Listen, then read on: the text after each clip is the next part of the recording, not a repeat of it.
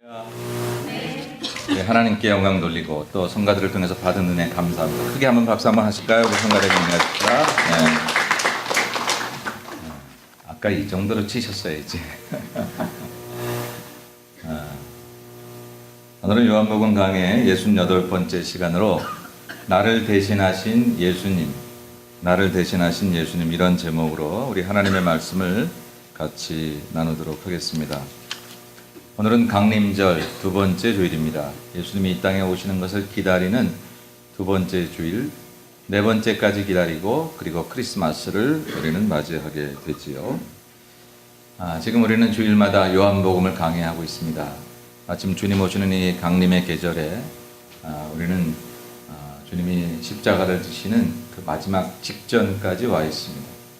우리는 꽤 오랜 시간을 예수님께서 목요일 저녁에 제자들과 함께 성찬을 나누시고 그들의 발을 씻기시고 그리고 여러 가지 귀한 교훈을 마지막으로 남기셨던 그런 이야기를 쭉 읽었었습니다. 그리고 이제 그들을 떠나 지난 시간에 기드론 시내를 건너서 겟세마네 동산에 이르러 기도하시고 그리고 이제 유다인 땅에게 잡히시는 그런 장면들까지 우리는 지난 시간에 봤습니다.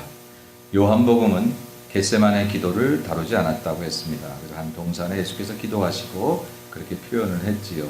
이미 요한복음 17장에서 예수님 기도의 내용을 자세하게 다뤘기 때문에 그렇게 한 것 같습니다. 대신 기드론 시내를 표현하고 이제 그 시내를 건너서 예수님께서 직접 자발적으로 적극적으로 나를 잡아가라 하는 마음으로 체포될 자리에 가셨다고 하는 얘기가 바로 지난주의 이야기였습니다. 세상에 누가 나를 잡아가라고 잡아가기 좋은 자리에 딱 가서 나를 잡아가라고 할 사람이 있겠습니까? 예수님 그러셨다는 거죠. 하다 보니까 잡히신 것도 아니고 어쩌다가 잡히신 것도 아니고 피하려고 그랬는데 운이 나빠서 잡히신 것도 아니라 예수님은 적극적으로 그 잡히심을 위해서 초점을 맞추고 그렇게 잡히셨다라고 하는 것입니다. 사실 그동안의 예수님의 행적을 복음서를 통해서 보니까 예수님은 사람이면서 하나님이시라 때를 따라서는 우리가 도저히 이해할 수 없는 그런 상황들을 연출하기도 하셨어요. 언젠가 사람들이 예수님께 대해서 분노하면서 예수님을 죽이려고 사람들이 막 흥분해가지고 예수님을 언덕 절벽 가까이로 끌고 갑니다. 그리고 그냥 절벽 밑으로 밀어버리려고 갔는데 성경은 그렇게 흥분한 관중들의 얘기를 하다가 갑자기 예수님께서 그 가운데로 아주 유유자적하게 내려오셨던 이야기를 우리에게 보여주고 있습니다. 그 시간에 왜 갑자기 그렇게 흥분해서 죽이려고 하던 그 사람들이 아무 소리 하지 못하고 예수님께서 그 가운데로 향해 걸어오시는 것을 제지할 수 없었는지 우리가 인간적인 설명은 할 수 없어도 그것이 분명 사실인 것은 예수님께서는 얼마든지 그러실 수 있으셨기 때문이지요. 때를 따라 사람들을 피하여 혼자 가실 수 있으셨습니다. 사람들의 동선도 알았어요. 오죽하면 나를 팔 거라는 것도 아셨잖아요. 나를 잡을 사람이 유다일 거라는 것도 아셨습니다. 그렇다면 피하실 수 있었다 그 얘기죠. 굳이 그 자리를 예수님께서 그렇게 가셔야만 했는가? 피하실 수도 있으셨다. 우리는 하나님의 아들께서 하신 일을 이미 오래전에 된 일이라 너무 쉽게 생각하잖아요. 당연히 그렇게 되어진 일이라고 생각을 하지만 사실 그 일을 오늘 지금 내 눈앞에서 이루어진 일로 우리가 한번 돌이켜 보려고 하면 결코 쉬운 일이 아니었다라고 충분히 피하실 수 있는 일인데 성경을 보니 피하시려고 하지 않은 게 아니라 적극적으로 잡히시기 위해서 지금 그의 행보가 진행되고 있다는 것입니다. 아니나 다를까 지난 시간에 우리는 예수님께서 기드론 시내를 건너서 유다가 함께 했던 일당들에게 잡히셨던 이야기를 이제 읽었습니다. 그리고 오늘은 이제 그렇게 잡히셔서 예수님께서 재판을 받으시는 그런 장면을 봅니다. 말이 재판이지 이건 재판이 아니라 신문과 같은 거예요. 정상적인 재판이 지금 이루어지지 않고 있는 것이었어요. 불법 재판입니다. 잘못된 재판입니다. 그런데 그 재판을 통해서 예수님께서 십자가 처형의 사형 선고를 받으시는 그런 장면들을 오늘 우리가 보는데 예수님께서 마지막 십자가에 지시기 전에 재판을 받으신 그 대상들은 한 4사람 정도 앞에서 재판을 받으셨고 5번에 걸쳐서 재판을 받으셨습니다. 한 사람에게 2번 받은 거지요. 예. 그리고 그 시간은 목요일 저녁 밤에, 정확히 말하면 금요일 새벽이 되겠죠. 12시를 지나서 새벽 1시경 그 사이부터 이제 잡히시기 시작하셔서 신문을 받으실 때 금요일 아침 9시 십자가에 달리셨으니까 적어도 그 1-2시간 전에 재판이 끝나고 이제 그 골고다 언덕길로 십자가 가지고 가셨다고 생각하면 불과 대여섯 시간 한밤중에 모두가 잠들어 있던 그 시간에 하나님의 아들을 못 박는 참으로 끔찍한 이 세상에서의 가장 반역이 거행이 되고 있었다라는, 역사가 밤에 이루어지는 경우가 많죠. 쿠데타들이 밤에 이루어지는 경우들이 많습니다. 하나님의 아들을 못 박는 그런 불의한 불의한 재판이 역사의 한밤중에 일어났다고 하는 것이죠. 사실은요, 유대법에 의하면 밤중에는 재판을 하지 않습니다. 더욱이 지금 예수님처럼 사형에 처하려거나 이런 극형에 관한 재판은 결코 밤에 하지 않습니다. 아무리 급한 경우라도 밤에 하지 않고 반드시 해 뜨고서부터 해질 때까지 사이만 하는 것이 유대인들이 가지고 있는 법이었고, 그 법을 가장 잘 알고 있는 사람들이 지금 예수님을 불법 신문하고 있는 사람들이었다고 하는 거지요. 참 아이러니하지요. 모든 사람들에게 제일 법을 강조하고 법을 지켜야 하고 그 법으로 남을 신문하고 판단하는 그 사람들이 예수님을 못 받기 위해서는 그 법을 가차없이 여겼다는 사실을 우리는 보면서 참 이 역사 가운데 그런 아이러니가 많잖아요. 그렇게 주장하고 그렇게 옳다고 하고 그렇게 바르다고 하고 그렇게 혼자 세상을 다 바르게 사는 것처럼 살던 그 사람들이 오히려 그렇게 주장하던 그 이야기들로 자기들은 죄를 범하고 있고 잘못을 범하고 있던 사실들을 우리는 너무나 많이 봅니다. 우리 조국 한국도 그러한 일들로 인해서 안타까운 일들을 지금 겪고 있지요. 오늘 먼저 우리가 그렇게 예수님을 재판한 사람들이 누구인지를 한번 먼저 찾아보는 시간을 가지려고 합니다. 여러분 설교 노트에 보시면 4사람의 이름을 거기 적어놨습니다. 첫째 인물은 안나스라고 하는 사람입니다. 이 안나스는 유대의 대제사장입니다. 두 번째 가야바도 유대의 대제사장입니다. 가야바는 안나스의 사위입니다. 사위. 그리고 세 번째 빌라도는 유대를 다스리는 로마가 세우는 총독입니다. 당시 유대는 로마의 식민 통치를 받고 있었기 때문에 로마에서 관리하기 위해서 옛날 일제시대의 조선 총독부 세웠던 것처럼 로마의 총독부를 세워서 빌라도라는 사람을 그 책임자로 만들었습니다. 그 다음 4번째는 헤롯 안티파스, 흔히 헤롯 왕이라고 생각하면 되는데, 이 왕은 예수님이 태어나실 때 예수님 죽이기 위해서 어린아이들을 죽였던 그 헤롯 대왕이 아니라 그 헤롯 대왕의 아들입니다. 그래서 보통 예수님 태어났을 때 헤롯은 헤롯 대왕이다 이런 표현을 많이 쓰고요. 성경에는 그냥 헤롯이 이렇게 기록하고 있지만, 이제 그 아들들 중에 하나가 유대 나라를 나누어서 다스렸는데, 그 아들들 중에 하나로 갈릴리 지역을 다스리고 있던 그런 유대의 왕입니다. 이 4사람을 보면 이 안나스 집에 맨 먼저 끌려가셨어요. 예수님께서 잡히셔서 맨 먼저 안나스 집에 끌려가셨는데, 사실은 안나스는 현직 대제사장이 아니거든요. 은퇴한 사람입니다. 여러분, 유대의 대제사장은 원래는 은퇴가 없어요. 기한이 없습니다. 몇 년 하면 된다 이런 게 없고요. 종신제예요. 한번 대제사장이 되면 평생 하는 거예요. 제사장은 뭐고 대제사장은 뭐냐면, 제사장은 그냥 요즘 말로 말하면 목사님들이에요. 그런데 대제사장은 그 목사님들 중에 제일 최고 책임자를 의미하는 거죠. 그러니까 제사장들 중에 최고 책임자를 의미합니다. 우리 감리교로 말하면, 우리 한국 감리교는 이 지역을 나눠서 연회라고 하는 이름을 붙입니다. 저와 여러분은 우리 미주에 있기 때문에, 미국에 있기 때문에 미주 연회에 속해져 있습니다. 이 미주 연회의 최고 책임자를 감독이라고 합니다. 역시 한국을 여러 군데로 나눠서, 서울도 2군데로 나눠서 서울연회, 서울남연회 뭐 이런 식으로 치리하고, 그리고 거기에 감독을 세웁니다. 감독은 그 연회의 최고 책임자예요. 그런데 그 연회가 여럿이니까 그 감독의 책임자들을 모아서 그 중에서 최고의 책임자를 뽑는데, 그것을 우리 감리교 용어로는 감독회장 이렇게 용어를 가지고 만들었어요. 감독회장. 장로교는 뭐 총회장 이런 표현 많이 들어보셨죠? 예. 마치 그런 것처럼, 아니 좀 더 쉽게 생각하면 카톨릭에서 최고의 책임자를 교황이라 말합니다. 마치 그런 것처럼 추기경들이 많은데 그들 중에서 한 사람을 뽑아서 교황을 만들잖아요. 세우잖아요. 그런 것처럼 대제사장이라고 말하면 여러 제사장들 가운데 최고의 책임자를 말합니다. 그런데 그게 원래는 종신제였기 때문에 은퇴가 없는데 로마 시대에 로마가 유대를 통치하면서 그것을 바꿔버렸어요. 왜 바꿨냐면 로마는 지금 유대를 통치하는데 로마가 각 식민지를 통치하던 방법 가운데 하나는 정치, 경제는 꽉 잡아 틀고 종교는 어느 정도 자기들이 통치하고 있는 나라가 원하는 대로 허락해주는 그런 정책들을 취했습니다. 그러니까 유대 나라의 정치, 경제는 로마가 꽉 잡아서 자기들 마음대로 하면서 유대의 종교는 너희들이 하나님을 믿든지 어떻게 하든지 너희들이 알아서 해라. 그런 정도로 이제 놔두었다라고 하는 것이죠.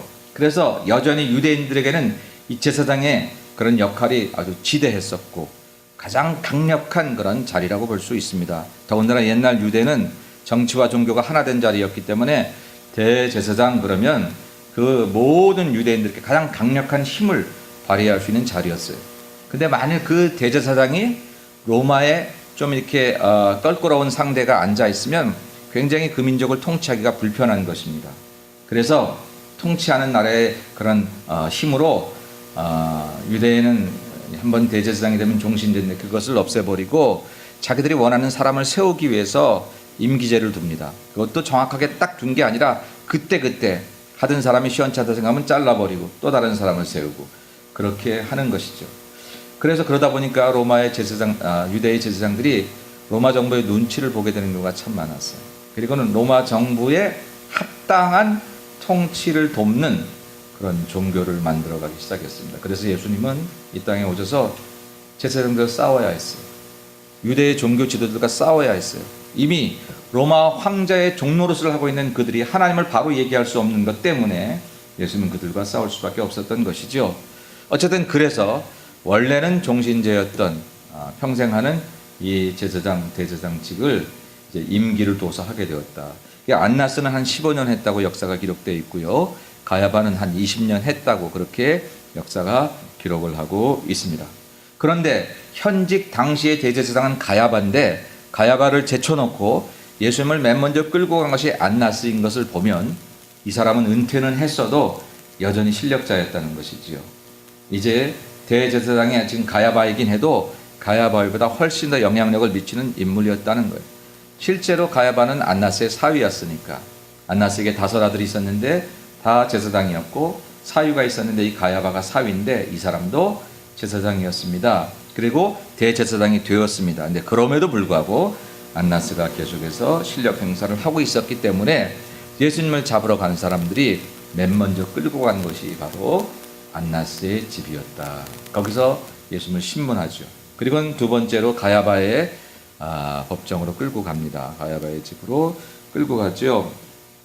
그가 현직 대제사장이기 때문에 아무래도 그가 결론을 지어야 할 것입니다.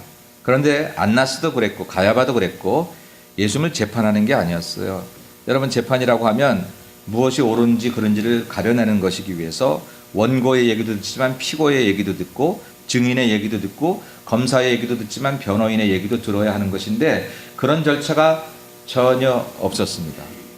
이것은 재판이 아니라 신문이었습니다. 그냥 억지로 갖다 맞추어서 짜 맞추어서 예수님을 십자가에 못 박으려고 하는 그들의 계획일 뿐이었죠. 그러니 안나스도 가야바도 다 똑같은 얘기를 할 수밖에 없었고 그저 예수님에 대해서 어떻게 하든지 십자가 처형을 완성하기 위해서 노력했던 사람들일 뿐이었습니다. 실제로 예수님의 재판이 불법인 까닭은 아까 말씀드렸다시피 밤중에는 절대 되어줄 수 없는 시간적인 그런 법을 어겼을 뿐더러 반드시 변호인이 필요했습니다. 어떠한 죄인이라 할지라도 그들이 반드시 변호인을 붙여서 변호인의 얘기를 듣고 그리고 피고인의 얘기를 듣기도 하는 것인데 전혀 그럴 수 없었습니다. 변호인도 없었고 예수님에게 그러한 것을 얘기할 수 있는 기회도 주지 않았습니다. 다만 어떻게 하면 이 사람 입에서 예수님 입에서 그들이 원하는 그런 사형에 해당되는 그런 죄를 끌어낼 수 있을까에 대한 것만 신문을 했던 것이 이들의 잘못된 세상에서 가장 불법이었던 하나님의 아들을 사람이 십자가에 못 박았던 그런 몇 시간의 불법이었다는 것입니다. 그런데 두 번째 이렇게 가야바로 끌려갔던 예수님, 세 번째로 빌라도에게 끌려갔습니다. 빌라도에게 간 이유는 당시 유대는 로마의 식민 통치였기 때문에 다른 것들은 제사장들이 다 치리할 수 있었는데 사형만큼은 로마의 황제가 언도하는 것이었습니다.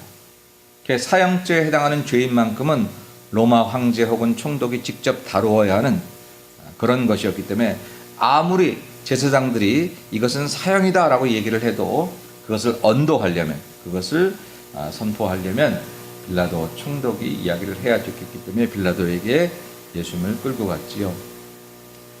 제가 이렇게 얘기를 하면서 예수님을 끌고 갔던 표현을 자꾸 하게 되는 것이 스스로 이렇게 말하는데 좀 불편합니다. 그래도 예수님을 모시고 간 건 아니니까 예수님이 그런 대접을 받았다는 게 참 가슴 아픈 일이긴 해도 어쨌든 그렇게 계속 표현을 하게 됩니다. 빌라도는 처음에 예수님에게서 죄를 발견하지 못했습니다. 왜냐하면 빌라도가 발견하여 사형에 처할 수 있는 그런 법은 종교적인 것이 아니었기 때문에. 아까 말했습니다만 빌라도는 유대의 종교에 대해서 그렇게 큰 관심이 없었어요. 근데 제사장들이 예수님을 끌고 가서 죄목을 얘기한 게 뭐냐면 신성 모독죄예요. 하나님을 모독했다는 거예요. 근데 빌라도는 저자가 하나님을 모독했더니 그건 내게 관심이 없다. 그런데 그거 가지고는 사형 줄 수 없다. 그렇게 하니까 누가복음 23장에 보니까 결국은 나중에 이 사람이 사람을 선동해서 민심을 혼란케 해서 로마 황제에게 대항하게 하려고 했다고 하는 내란죄와 이 사람이 탈세를 주장했다. 가이사의 것은 가이사에게, 하나님의 것은 하나님에게, 가이사에게 바치지 않아도 된다고 하는 이제 그런 이야기들을 함으로 인해서 세금을 바치지 않겠다는 그런 또 하나의 이야기. 그렇게 그 이야기들을 합세해서 하나님 모독, 내란죄, 탈세죄 이런 것들로 총독에게 올립니다. 결국 빌라도는 사실은 예수님이 죄가 없다는 것을 알면서도 그들의 민심이 동요될까봐 그냥 예수님을 사형에 언도하게 되지요. 그런데 그렇게 언도하기 전에 빌라도는 아무리 봐도 예수님께서 죄가 없음을 보고 그것을 좀 벗어보려고 헤롯에게 먼저 예수님을 그 사이에 보내죠. 왜 헤롯에게 보냈냐면 헤롯이 관리하고 있던 지역이 갈릴리 지역이었어요. 당시 이스라엘은 로마의 식민 통치였기 때문에 총독부도 있었고 유대인의 왕도 있었는데 이것이 유대인의 왕이 전체를 통치하는 게 아니라 지역들을 나눠서 이렇게 분봉왕으로 섬기고 있었는데 바로 그 갈릴리 지역을 지금 관리하고 있던 사람이 헤롯 왕이었거든요. 근데 예수님이 갈릴리 사람이잖아요. 나사렛 사람이잖아요. 그러니까 이 총독 빌라도가 그 손을 좀 책임을 좀 벗고 싶었던 거예요. 그래서 헤롯에게 보내서 그래서 이제 예수님에 대한 재판을 밀어보려고 했는데 헤롯이 얼마나 여우 같은지 빌라도의 그걸 알아요. 갈릴리 지역은 이미 예수께서 활동하셨던 지역, 이미 선지자로 많은 사람들이 예수님을 이 땅에 오신 선지자로 고백하고 있던 사람들입니다. 억눌리고 괴롭고 힘들고 어려운 시절을 살아가던 그들이 예수님을 통해서 그렇게 자기들의 인생이 이게 그냥 죽어가는 인생이 아니구나 하는 것을 깨달았던 그런 지역이 바로 갈릴리 지역이거든요. 동산에 올라 주 앞에서 주님이 설교하실 때 많은 사람들이 그 말씀을 듣고 울었어요. 너희 애통하는 자들은 복이 있다는 거예요. 그 산상 수훈을 들을 때 그 산상에 올라갔던 사람들 중에 복이 있다고 생각한 사람들이 없었어요. 사는 게 왜 이렇게 힘이 든지, 남의 나라 밑에 살면서 세금은 얼마나 뼈저리게 일을 해도 세금의 반을, 일하는 것의 반을 다 뺏어가요. 세금을 뺏어가는 세리장들이 아주 그냥 도둑놈처럼 미웠어요. 그게 삭개오가 미움을 당할 수밖에 없었던 거. 우리나라 일제 때 뭐 순사들 미워하고 뭐 그랬던 것처럼요. 그랬다고요. 그렇게 한 번도 우리 인생이 복되다고 생각해 본 적이 없었던 사람들에게 지금 애통하는 사람들아 너희들 복이 있다. 하늘나라가 너희들 것이고 하나님의 위로가 있을 것이고 지금 가난한 자들아 너희가 복이 있다. 너희들이 하나님을 보게 될 것이고 지금 핍박을 받는 자들아 너희가 복이 있다. 그렇게 말씀을 해 주시니까 우리도 복된 인생이구나 하는 것들을 그렇게 힘들고 어려운 세상 속에서 들었던 바로 그 예수님, 그 예수님에 대한 기억이 있던 갈릴리. 그래서 헤롯은 거기서 손을 떼고 싶었던 거예요. 내 지역의 사람들이 만일 내가 예수님을 사형 언도하면 밀란이 일어날지도 모른다는 생각을 다시 빌라도에게 넘겼죠. 어쩔 수 없이 빌라도는 나는 이 사람의 죄에 책임이 없다라고 비겁하지만 손을 씻고 그리고 예수님의 사형 언도를 내렸습니다. 그래서 예수님께서 금요일 새벽 거의 목요일 밤이라고 해도 과언이 아닌 그런 12시를 지나서 아침 한 6시 그 사이까지 대여섯 시간 동안에 예수님은 총 5번에 걸쳐서 총 4사람 앞에서 안나스, 가야바, 그리고 빌라도, 그리고 헤롯 이 4사람에게 신문을 받으셨다라고 하는 것이죠. 오늘 우리는 요한복음을 통해서 이제 이 이야기를 읽어내려가면서 그런데요, 예수님 신문받은 것이 도대체 나하고 무슨 상관이 있는데요? 하는 얘기를 하려고 하는 것입니다. 역사적으로 예수님 신문받으신 이야기를 제가 더 자세하게 여러분들에게 설명할 수도 있고 소개할 수도 있을 것입니다. 어떤 내용을 구체적으로 소개받을 수 있는지, 물론 빌라도 얘기는 다음에 하려고 합니다. 그런데 사실은 그 얘기를 하려고 하는 것이 아니라 그 예수님께서 이렇게 신문받았던 그 신문, 재판받았던 그 재판이 바로 나를 대신해서 받으셨다는 것을 오늘 얘기를 하려고 하는 것입니다. 우리는 성경을 통해서 법정에 서신 예수님을 봅니다. 이미 지치시고 힘드시고 그러나 꿋꿋하게 그 길을 가시는 예수님. 그런데 그 예수님을 바라보다가 사실은 그 예수님의 얼굴이 나였음을 발견해야 할 것입니다. 오늘 설교를 통해서 하나님의 영이 우리 가운데 임하사 우리는 법정에 서신 예수님을 바라보며 때로는 치근한 마음을 가지기도 하고 미안한 마음을 가지기도 하다가 이제는 그렇게 치근하고 미안한 마음이 아니라 그 자리에 내가 서 있어야 되는 것이다. 아니 그 자리에 서신 예수님이 내 얼굴인데 하는 것을 발견해야 우리는 사실 그분을 통해서 죄사함을 받고 은혜를 받을 수 있는 것이라는 것이죠. 도대체 하나님의 아들이 무슨 죄를 졌기에 저렇게 신문을 받으셨을까 이렇게 생각해도 안 되거니와 그래 나를 위해 죽으셨다는데 참 고맙네 안 됐네 그리고 돌아가서 그분이 나를 위해 서셨던 그 법정이 생각나지 않고 그 법정에 주님을 바라보는데 바로 그 얼굴이 내 얼굴이었음을 깨닫지 못한다고 하면 우리는 예수님 십자가를 예수님 고난을 너무 쉽게 보는 것이다 라는 것입니다. 그래서 오늘 저는 제목을 나를 대신하신 예수님 그렇게 잡았어요. 조금 더 다른 이야기로 적을 때 내 대신 서신 예수님 그렇게 생각했어요. 대신 서신 그 발음이 좀 안 좋아서 조금 이렇게 편안하게 바꿔봤습니다만 사실 그 코트에 내 대신 서신 거예요. 여러분 혹시 여러분 여기 계신 분들이 법정에 뭐 쓰실 일이 없지만 혹 이렇게 스피드 티켓이나 뭐 자동차 티켓 때문에는 아마 코트에 가보신 적이 있으실 수 있을 것입니다. 누가 나를 위해서 대신 코트에 가주시는 사람이 있을까요? 제가 가만히 생각해 보니까 돈이 가끔 해주더라고요. 보석금이라는 게 있더라고요. 돈을 지불하면 일단 조금 면제를 받든지 조금 도움을 받든지 그럴 수는 있어요. 물론 한계가 있어서 더 큰 죄는 아무리 돈을 많이 줘도 그건 어찌할 수 없죠. 근데 어쨌든 사람은 사람을 대신할 수가 없더라고요.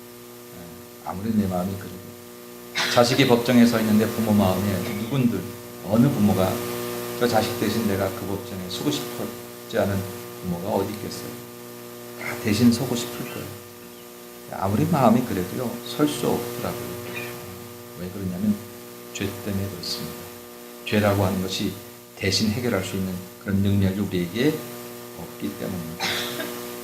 오직 누군가를 대신하여 설 수 있는, 특별히 죄값을 대신하여 설 수 있는 분은 하늘 아래 죄 없으신 예수님 한 분밖에 없기 때문에 예수님께서 나 대신 그곳에 쓰셨다고 하는 것입니다. 그런데 문제는 우리가 그걸 바라볼 때 너무 남의 일같이 바라본다. 때로 우리는 고난 중에 눈물도 흘립니다.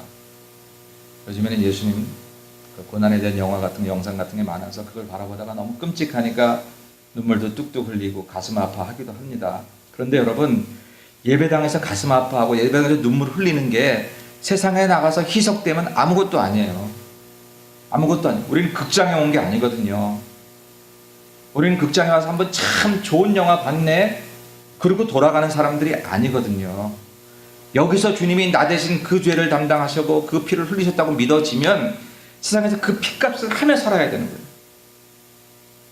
내가 대신 죄값을 해결했으니 거기에 보응하는 사람값을 예수 그리스도의 피값을 하고 사는 게 믿음이지 그게 인생이지 주님이 잘하셨네 감사하네 그 정도 해놓고 세상에서는 그 피값과 전혀 관계없이 산다면 그건 아니래요. 주일날 한번 예배당에 오는 것 안 오는 사람보다 낫겠지만 그것으로 내가 예수 믿은 것이 다 된 것이 아니라는 거예요. 와주는 거 아니잖아요. 오늘은 예수님의 코트, 예수님이 서셨던 그 법정을 바라보면서 그러면서 예수님을 발견하고 미안하고 죄송해서 눈물을 흘리다가 사실은 그 모습 속에 내 모습을 발견하는 내가 서 있어야 되는 자리에 나 대신 예수님이 서 계셨구나 하는 것을 발견하는 것. 그것이 오늘 설교의 목적입니다. 하나님의 영이 저와 여러분 가운데 임하셔서 우리의 생각과 마음을 사로잡아서 오늘 나 대신 서신 예수를 바라보는 은혜가 있으시기를 주의 이름으로 축원합니다. 성경은 이미 그것을 우리에게 이렇게 얘기하고 있습니다. 여러분 성경을 보시고 주보 설교 노트를 보시고요. 주보에 두 번째 페이지에 있습니다. 이미 오래전에 예수님 십자가 지시기 전 이 땅에 오시기 전 700년 전에 이사야 선지자를 통해서 예언된 말씀, 이사야 53장 4절의 말씀을 우리 같이 읽겠습니다.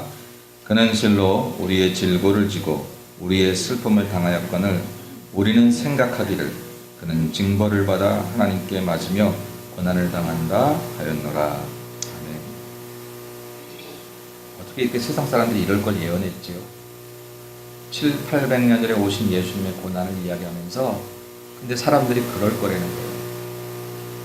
자기 때문에 대신 지신 십자가로 생각하지 않고 이유가 있었겠지 그렇게 생각할 거라고 하는 것입니다. 그는 예수님은 실로 우리의 나의 즐거 내 인생의 고통과 아픔 모든 부조리한 것들을 다 대신 지시고 우리의 슬픔을 대신 당하였는데 우리는 생각하기를 그는 징벌을 받아서 하나님께 맞으며 고난을 당한다 생각한다는 거예요. 물론 여기 있는 저와 여러분들은 예수님의 고난이 나와 상관없다 이렇게 말하는 사람은 없을 것입니다. 그리고 예수님 무슨 잘못이 있었으니까 그랬겠지라고 생각하는 사람도 한 사람도 없을 것이 분명합니다. 이런 생각은 믿음 없는 세상의 사람들이 생각하게 될 것입니다. 그러나 우리도 이렇게는 생각 안 해도 여전히 똑같은 스타일로 생각할 수 있다는 거예요. 예수님의 고난, 예수님의 이런 모든 아픔들 이것들을 나와 연결시켜서 생각하지 않으면 그건 똑같은 거예요. 복음이라는 건 뭐냐면 예수 믿고 건강해졌네 이런 게 아닙니다. 복음이라는 건 예수 믿으니 팔자가 펴졌네 그것도 아닙니다. 복음이라는 것은 예수 믿었더니 내 자식이 잘 됐다 그런 것도 아닙니다. 그건 복음으로 주어진 결과 중에 하나일 뿐입니다. 복음은 뭐냐면 내 대신 예수님이 십자가 지셨습니다. 내 죄 감당하시고 그 피 흘리셔서 내가 새로운 생명 얻었네.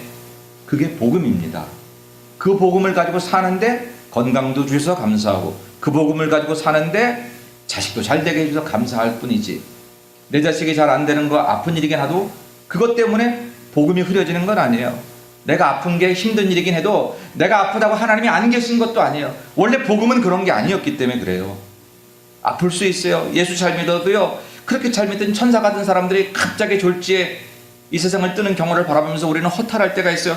예수 잘 믿는데 왜 이렇게 일찍 죽지? 모르겠어요. 그것에 대한 이성적인 대답은 나는 모르지만 그 사람이 죽었다는 그 사실이 하나님이 안 계시다는 사실이라고 연결지어있는 것은 아직까지 우리의 생각의 구조가 세상에서 예수 아니라 그 무엇을 해도 잘 되기만 되면 된다. 내 자식 잘 되고 건강하고 일 잘 풀어주고 이러면 내가 복이라는 생각을 가지고 있기 때문에 우리 찬양팀이 예배전 찬양할 때 받은 복을 세워보라. 오늘 어떤 마음 가지고 그 찬송을 골랐는지 모르겠는데 여러분 정말 그래요.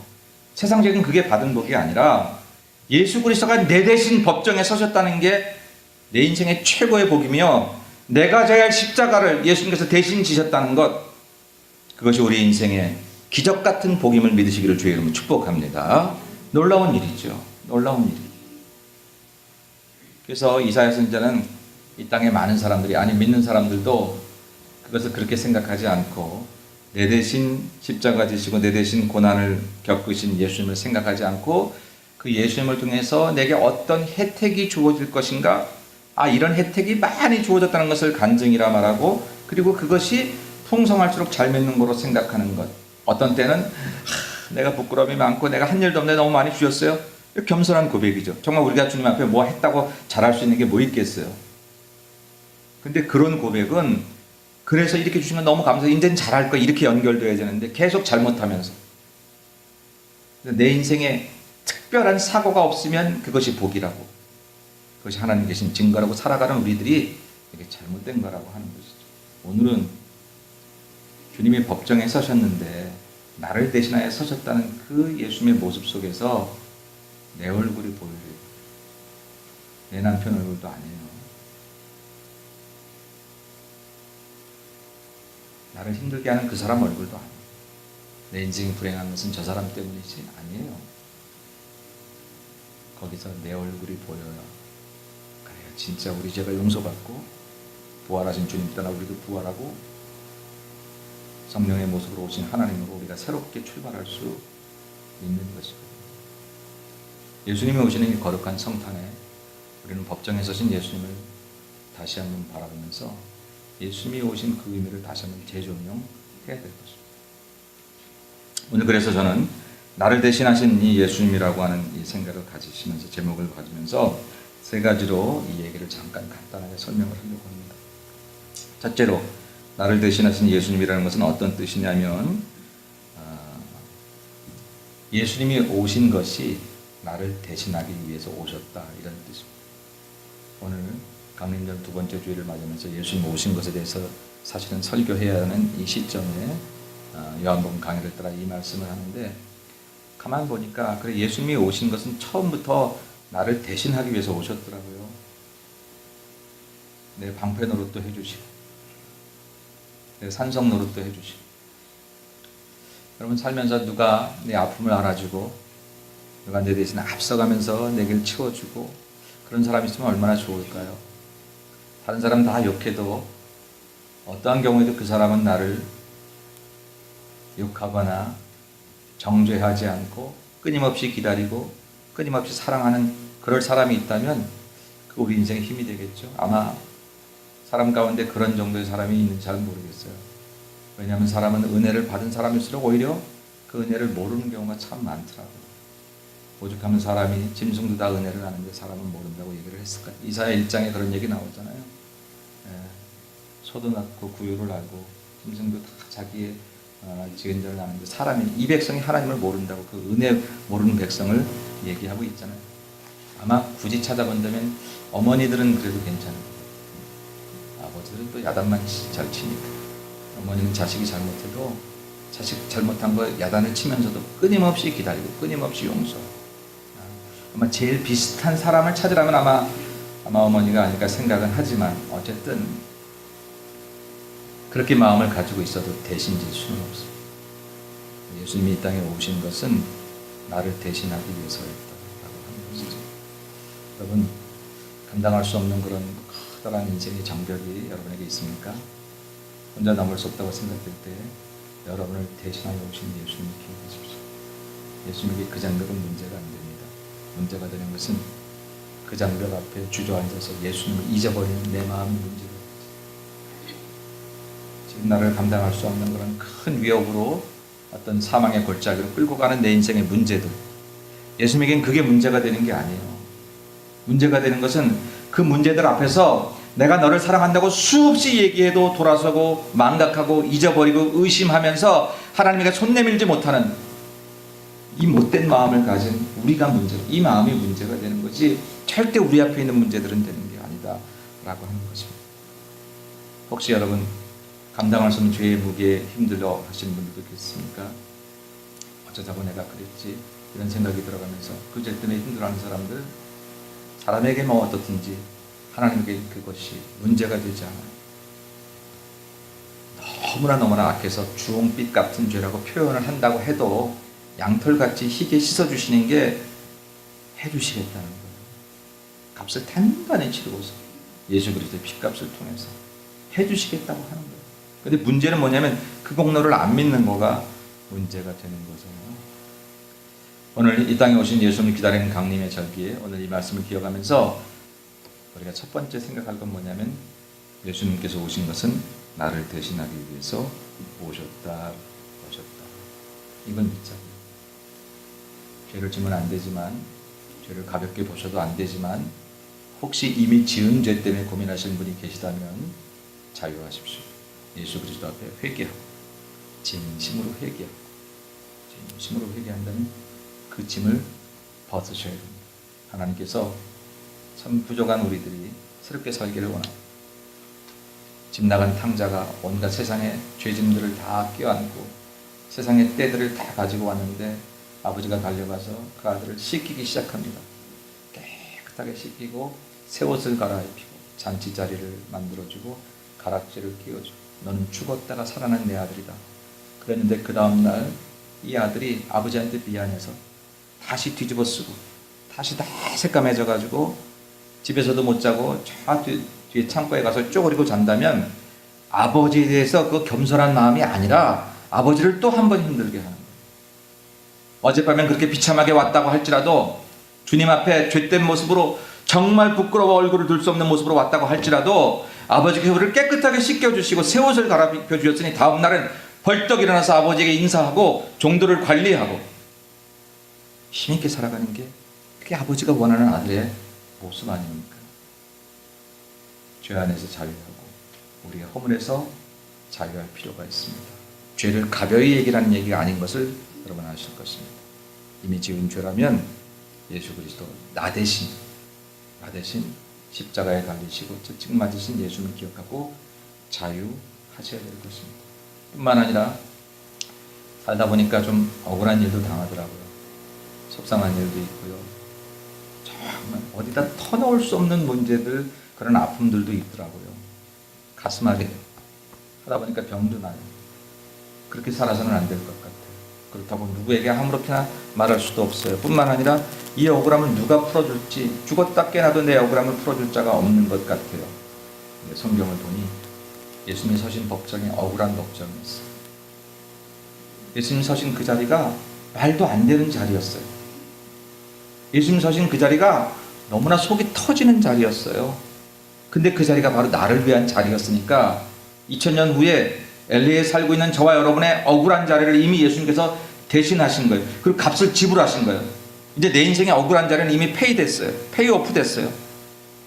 그러므로 그것을 깨닫고 하나님 반드시 내 억울함을 갚아주시고 내 속상함을 해결해 주시고 나의 힘들고 괴로운 이 모든 것들을 풀어주실 것이라는 믿음을 가지고 오늘 성령 안에서 새롭게 살아가는 자세가 내게 필요해요. 죄는 주님이 용서해 주셨으나 그 죄의 용서함 받고 힘있게 살아가는 것은 성령의 도우심을 받아 내가 해야 돼요. 저와 여러분이 해야 돼요. 억울하다고 주저앉아 있지 마세요. 세상이 뭐 이러냐고 맨날 탄식하고만 있지 마세요. 너 때문에 내가 힘들다고 맨날 그러게 있지만 마세요.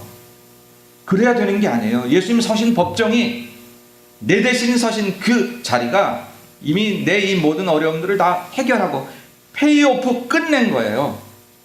그런데 우리는 계속해서 인생이 뭐지? 나는 왜 이런 집에 누구처럼 부자 집에 태어났으면 평생 뭐 안 해도 될 텐데 그렇게 생각하고 그저 내가 불행한 것은 너 때문이라고 돈 그건 너 이렇게 하면 안 되잖아요. 예수 믿는 사람은 거기서 이겨나죠. 주님 서신 법정, 주님 바라보다가 그 자리에 내가 있으면 이미 그것은 페이오프 됐어요. 하나님이 해결해 주십니다. 우리는 2000년을 뛰어넘을 수 없지만 하나님은 2000년 뛰어넘는 게 문제가 되지 않아서 그 이전에 이미 해결하셨어요. 우리 억울함, 우리 속상함, 우리 인생의 말도 안 되는 불합리, 부조리, 지금 그것 때문에 힘들지만 주님이 해결하셨어요. 여러분 풀어줄 거예요. 여러분 풀어줄 거 믿으세요? 근데 지금 당장 안 될 수도 있어요. 하나님의 시간 계산이 좀 왜 그러시는지 모르겠어요. 그 기간 동안에 우리를 키우시는 게 있더라고요. 근데 분명한 것은 풀어진다는 거거든요. 해결된다는 거거든요. 그 믿음을 갖고 기다리는 사람은 유익이 있는데 그 믿음이 없이 이게 언제 될지 모른다고 하는 사람은 그동안의 과정에서 유익을 얻을 수 없어요. 그냥 고난만 있어요. 너무 사랑하는 여러분, 오늘 나 대신 서신 예수님. 예수님께서 이 땅에 오신 것이 나 대신 뭐든지 하기 위해서였어요. 얼마나 고맙고 감사해요. 황송해요. 여러분, 우리가 여러분이 뭐 해야 되는데 누가 여러분이 혹 더 존경하고 더 존귀하다고 생각하는 사람이 와서 내가 하는 일을 대신 해주겠다 그러면 너무 황송하잖아요. 너무 황송하잖아요. 근데 지금 주님이 그러신다니까요. 오늘 예배 끝나고 여러분들 나갈 때도 여러분이 해야 할 일이 어떤 일이든지 주님이 대신 하신다는 거예요. 갈 길도 대신 가신다는 거예요. 그렇게 생각하면 얼마나 좋을까요? 저는 오늘 설교 준비를 하고 지난 주간을 지내면서 이 예수님의 법정을 자꾸 캄캄한 밤에 이게요 세상에서 가장 악한 역사가 가장 깜깜한 밤에 이루어졌어요. 몇 시간 동안에. 그것도 법을 가장 잘 준수한다는 사람들 통해서 가장 악법이 제정이 되고 법이 제정이 된 게 아니라 악법으로 그렇게 일들을 만들어 버렸어요. 그런데 하나님이 말씀 주셨는데 거기서 내 얼굴이 보입니다. 예수님 얼굴만 보고 우리 예수님 참 대단하시네, 고맙네, 감사합네, 눈물만 흘리지 말고 그 자리에 내가 있어야 하는 그 자리인데 네 얼굴이 보이느냐라고 저에게 물으시는데 두렵고 떨렸어. 우리가 그 얼굴을 못 보니까 밤낮 다른 사람에게 네가 젊어 내가 젊어 그 소리만 하고 있어요. 사랑하는 여러분, 예수님이 이 땅에 오셨습니다. 오신 것은 여러 가지로 오신 것을 설명할 수 있지만 나를 대신하기 위해서 오셨다. 내가 할 수 없는 일, 그것 때문에 내가 무너진 일, 그것 때문에 내가 자빠져 있는 일, 그것 때문에 내가 인생을 절망하고 원망하는 일, 그 모든 일들 때문에 예수님께서 거기서 나를 대신하기 위해서 오셨다는 것, 이것이 은혜이고 이것이 진짜 축복이라고 하는 오늘 이 성탄의 강림 두 번째 주일에 오신 예수님이 나를 위해 오셨다. 법정에 서셨는데 나를 위해 서셨네라고 발견하는 것이 우리 오시는 예수님을 잘 이제 발견하는 길일 것입니다. 여러분은 오신 예수님 환영하시길 주의를 축원합니다. 두 번째 의미는 어떤 거냐면요, 나를 이렇게 대신해서 오셨고 그 자리를 지킨다고 하셨으니까 여러분 지금 서 있는 자리가 힘들거나 어려울 때 나 대신 서셨던 예수님을 생각하십시오. 생각만 해도 새로운 길이 열려질 것입니다. 나는 우리 집에서 내가 다 짊어지고 가네. 우리 형제자매들 어쩌면 나한테 다 기대고 있지. 힘들죠. 벗어나고 싶죠. 감당하고 어렵죠. 그때 내 대신 내 짐 때문에 그렇게 힘들어하셨던 예수님 생각하자고요. 그러면 내가 져야 될 짐이 아니라면 예수님 벗겨주시겠지요. 어차피 내가 지고 갈 짐이라면 짐을 벗겨달라고 할 게 아니라 힘을 주시면 되죠. 그때 예수님 생각하면 힘이 납니다. 내 짐을 누가 대신 져줘요? 나 대신 내 짐 져주신 예수님 생각하면 내가 지고 있는 내 가족의 짐 지고 갈 수 있어요. 사실 그 짐이 컸던 게 아니라 내 힘이 모자랐던 거죠. 예수님 생각하니까 힘 얻을 수 있어요. 사역하다가 힘들 수 있어요. 교회를 나만 하나? 왜 내가 해야 돼? 해도 왜 나를 안 얻어줘? 내가 지금 교회를 하면서도 행복하지 않은 것은 너 때문이라고 우리는 생각할 수 있어요. 여러분 그때 나 대신 법정에 서신 예수님을 생각해 보실까요? 억울하고 힘들게 괴롭게, 아니 사실은 내가 부탁도 안 했는데 나 대신 그 짐을 이미 지신 예수님 생각하면 내가 지고 가는 이 조금의 짐, 이 사역의 짐 누구한테 알아달라고 할 게 어디 있을까요? 이 일을 하면서 내가 편안하거나 행복해야 되는데 왜 너 때문에 내가 행복하지 않다고 말할 수 있는 게 이게 복음일까요? 그때 예수님을 생각하십시오. 나만, 우리만 이런 생각을 버리고 나 대신 짐을 지신 예수님은 오히려 내가 더 많은 시간을, 내가 더 많은 자리를, 아니 내가 더 힘든 자리에 서 있음을 감사하게 생각할 수 있는 게 그게 신앙적인 생각이 아닐까요? 우리 예수 믿는 사람들 생각이 세상하고는 달라져야 되잖아요. 여러분 제가 추수감사절 때나 혹은 뭐 이렇게 마을별로 어떤 것을 선택해야 될 때 청지기들이 모이면 꼭 그런 얘기를 합니다. 자, 어느 마을에서 어느 걸 할까요? 할 때 쉬운 거 택하지 말고 어려운 것부터 택하는 청지기가 되면 좋겠다고.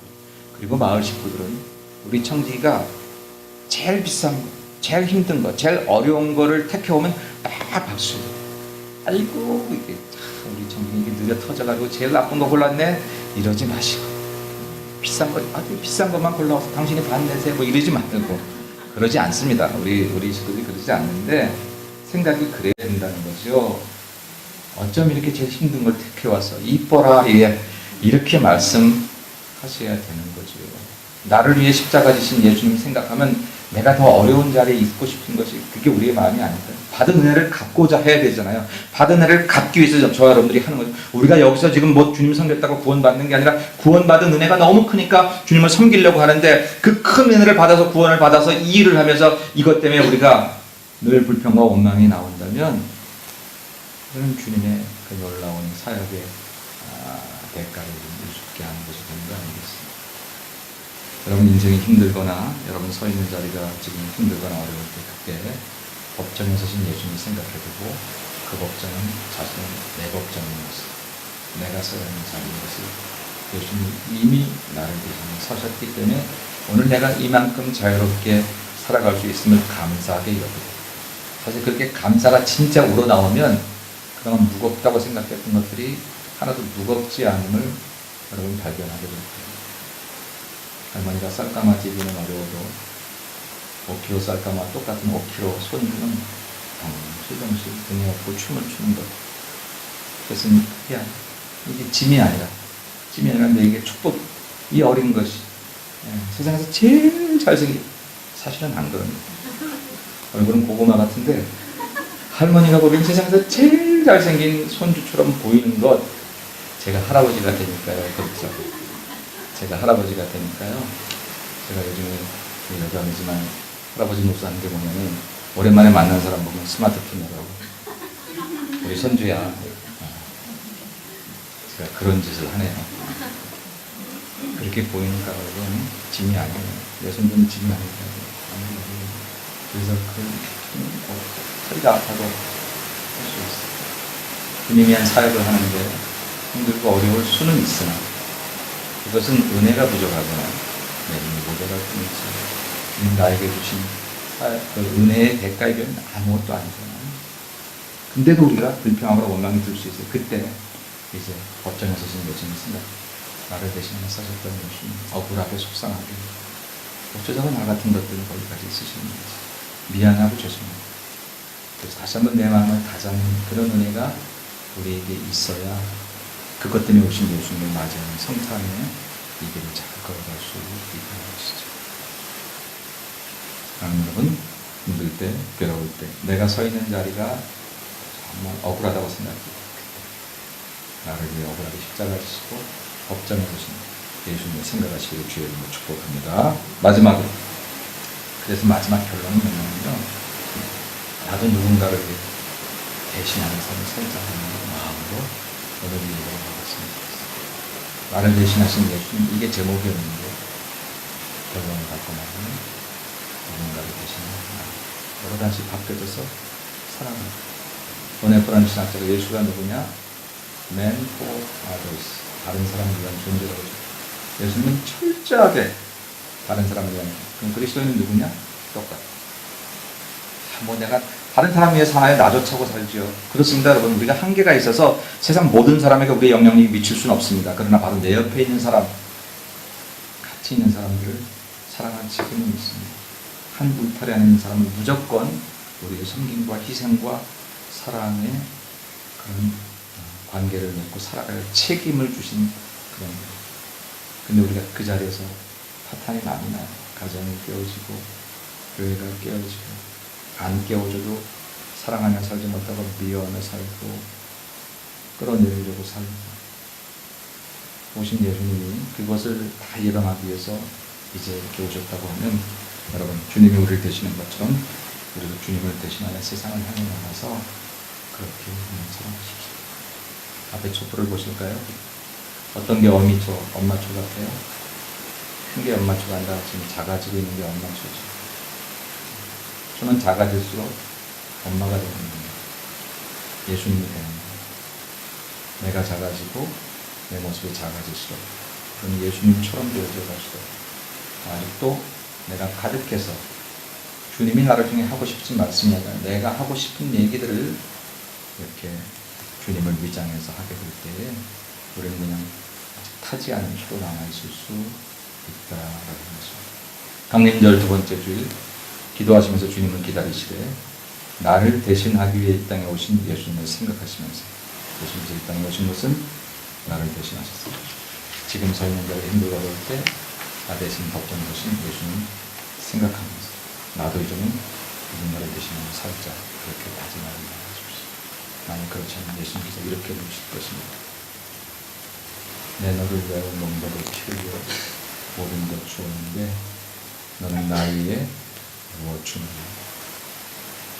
이 질문에 부끄러움 들어가지 않으시고 아름다운 모습으로 살아가신 저를 되시기를 주님의 이름으로 간절히 축원합니다.